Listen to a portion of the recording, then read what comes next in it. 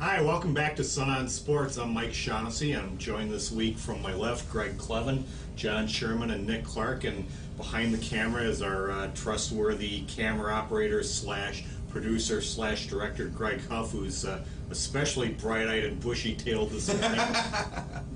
Our first segment is going to be about some of the outstanding athletes and performances we saw during the spring, particularly during the state tournament season that just concluded. John, we had a real man bites dog story in Edina because the tennis team won the state championship for I think that's the first time in 12 months, maybe.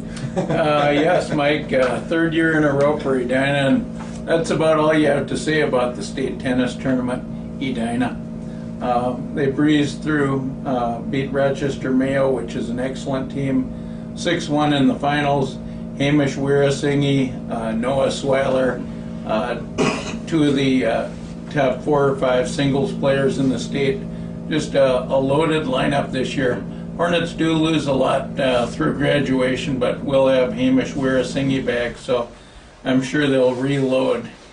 Yeah, I cover Egan, which was probably one of the 4 or 5 best teams in the state this year, and they juggled their lineup for their first round match at state against Edina, specifically to try to take a point or two. I don't think they had any illusions that they'd be able to win the match, but even after they juggled their lineup, they still got no points, 7-0. That's indication of how dominant Edina was again this year. There would be a way to beat Edina, and that would be to bring in some of these pros, but that's not allowed in high school tennis. I mean, realistically, if you were to put together an all-star team of every other high school tennis team in the state, could they beat Edina?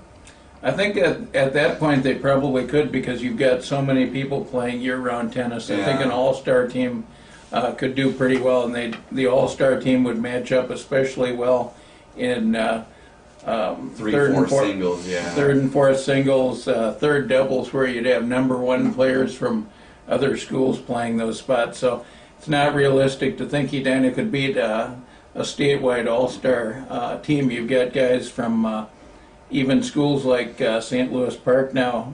Their number 1 player is going down to train at Bolletary Academy. So we've got a lot of good tennis players and a lot of guys putting in a lot of time on tennis.